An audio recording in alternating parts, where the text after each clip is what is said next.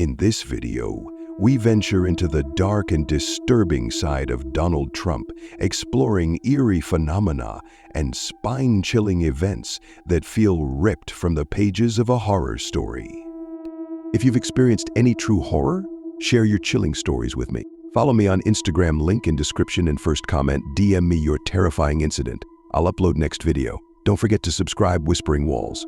Let's dive into our video. It was a quiet evening in New York City. The bustling streets of Manhattan hummed with activity, but high above the noise, in the penthouse of Trump Tower, former President Donald Trump sat alone, staring out over the skyline. The sun had just dipped below the horizon, casting the city in a deep orange glow.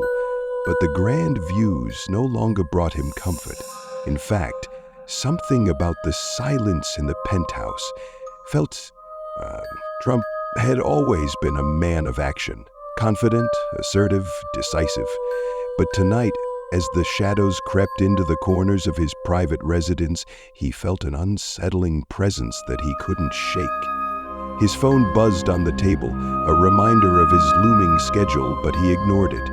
Instead, he walked to the bar and poured himself a glass of scotch. Just relax, he muttered to himself, trying to push the odd feeling away. But as he took the first sip, the glass in his hand trembled slightly. His heart skipped a beat. Was it just the alcohol, or was something else at play? He turned back toward the expanse of windows, hoping the city lights would calm him. But then he noticed something strange.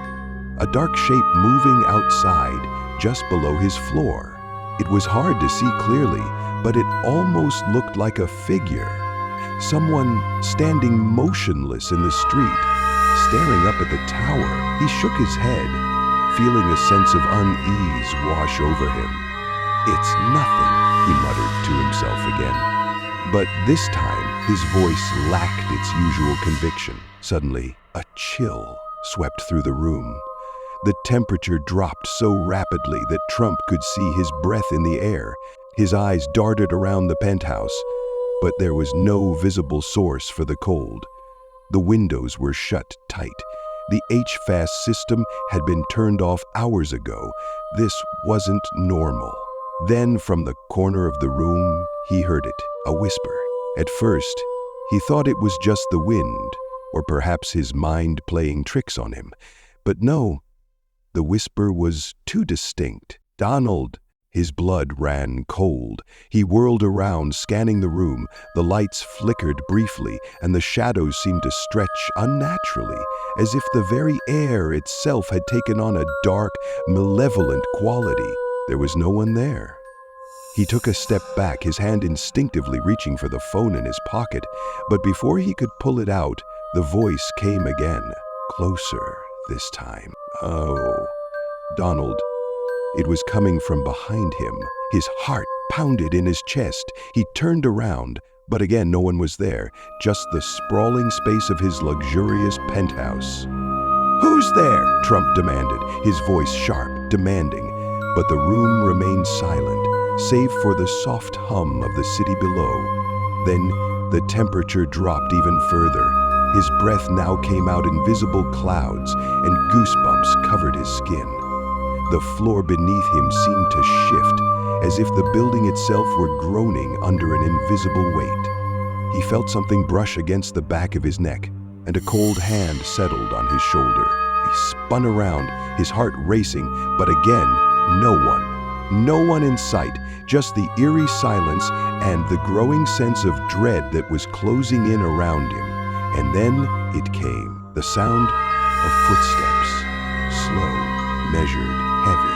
Someone was walking across the room. Someone invisible, but the sound was unmistakable. Each step was deliberate, each one growing closer, until it felt like the very walls were breathing with the movement. "Who's there?" Trump demanded again, his voice cracking, the facade of control slipping away. But the footsteps did not stop. Instead, they came closer, the sound now pounding in his ears. Finally, from the shadows at the far end of the penthouse, a figure emerged. At first, it was a silhouette, a tall, imposing shape that seemed to suck the light out of the room. As it moved forward, the details of its face became clearer, but it was not a person. It was a twisted, contorted shape, a mass of shadows, with piercing eyes that burned with an unnatural yellowish light. Trump froze, unable to speak, his body rooted to the floor. The air was so thick now that he could barely breathe. The figure spoke, its voice low and guttural, like the rumble of thunder before a storm. "You thought you could escape," it said. "You thought you were untouchable, but no one is." The words sent a wave of terror through him.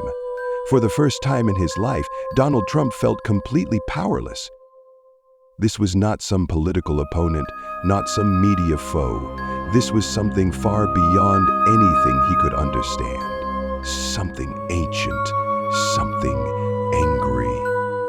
"I don't know who you are," Trump finally managed to choke out, his voice trembling, "but you've made a mistake. I'm Donald Trump." The figure tilted its head as if amused, but the smile that stretched across its face was not human. It was jagged, filled with malice. "You are nothing," it hissed. "You built your empire on lies, on betrayal. You think you can escape your past, but it has come for you." With that, the figure lunged forward, and the air around Trump seemed to crackle with energy. His vision blurred, and his knees buckled beneath him. He couldn't breathe. The walls felt like they were closing in. The figure was no longer just an apparition. It was real.